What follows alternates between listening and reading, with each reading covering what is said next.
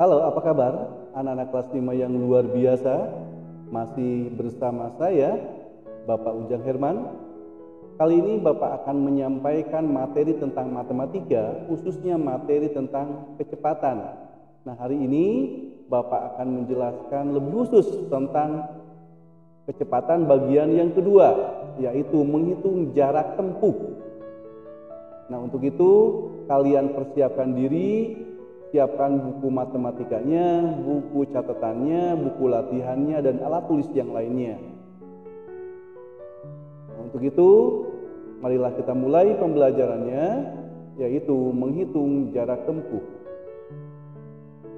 Pada pembelajaran sebelumnya, Bapak sudah sampaikan bagaimana cara menentukan rumus, menentukan formula, dan mengingatnya bagaimana. Masih ingat ya, bahwa di situ kita buat segitiga yang berisi huruf J, K, W. Kemarin Bapak boleh kasih huruf O, ini O sama I, berarti Jokowi. Nah, sekarang kita akan menghilangkan atau mencari jarak tempuh. Jarak tempuh itu kita coret huruf J-nya, J sama dengan, karena sejajar maka kecepatan dikali waktu. Tetapi mohon dipahami juga nanti pada saat pengerjaan latihannya, itu yang paling penting adalah satuannya harus sama dulu. Sekali lagi, satuannya harus sama. Kalau kilometer ya kilometer, kemudian waktunya misalkan ya jam, atau menit ya menit, harus sama. Itu prinsipnya. Jadi jangan sampai nanti ketika ini rumusnya udah betul, kalikan langsung, tidak mungkin. Ya, lihat dulu satuan yang diinginkan, satuan yang tertera pada soal. Ya, nah maka kita akan mulai dulu pembelajaran ini menghitung jarak tempuh. Nah, setelah kita mengenal rumus jarak itu adalah kecepatan kali waktu, maka kita akan pahami dulu ya dengan contoh soal yang ada di atas. Misalkan kecepatannya adalah 75 km per jam. Kita akan mencari jarak ya. Jarak adalah kecepatan kali waktu. Kecepatannya berapa? 75 km per jam. Kilometer tulis saja. Kilometer ini di bawah aja supaya gampang ya. Kilometer per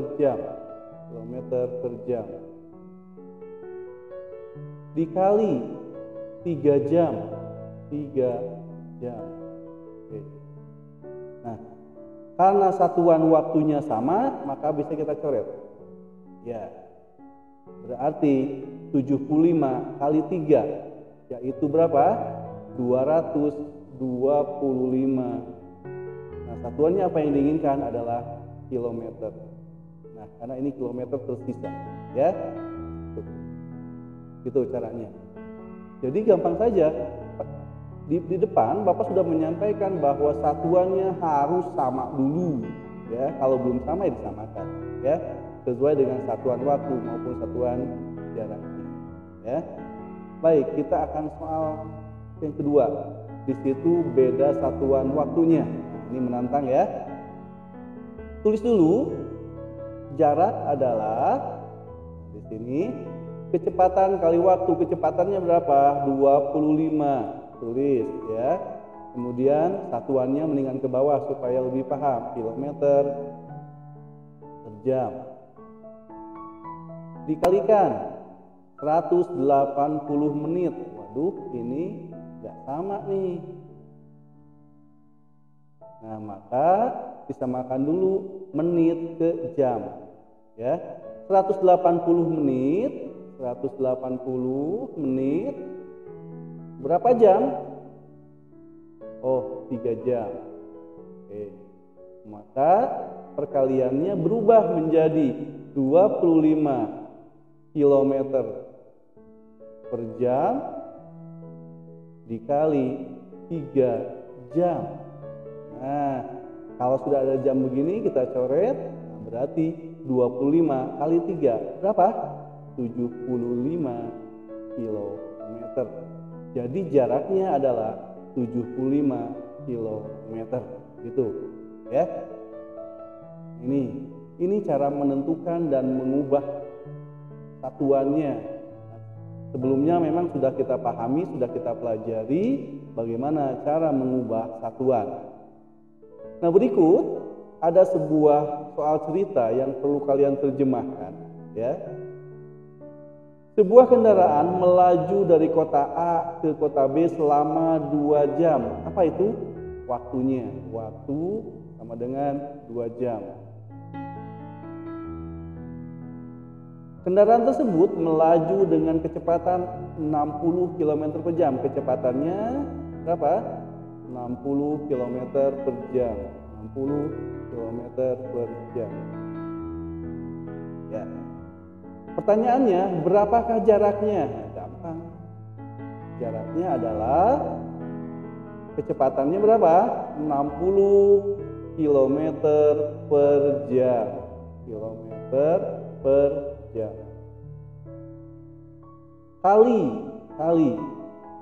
Waktunya berapa? 2 jam. Oh, ternyata enak ya kalau sama. Ya, dicoret di sini ya. Berarti jaraknya adalah 60 kali 2. Kali 2 ya. Kali 2 yaitu berapa? 120 km. Maka jadi bla bla bla bla bla.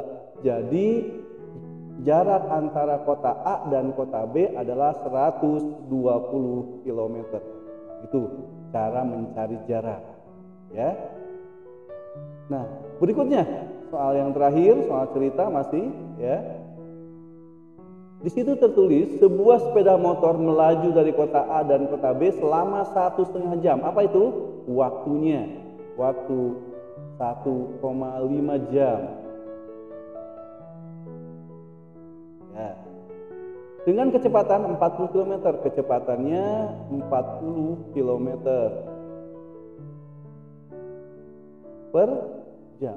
Wah, sama. Cuma memakai 1,5 aja ya. Nah.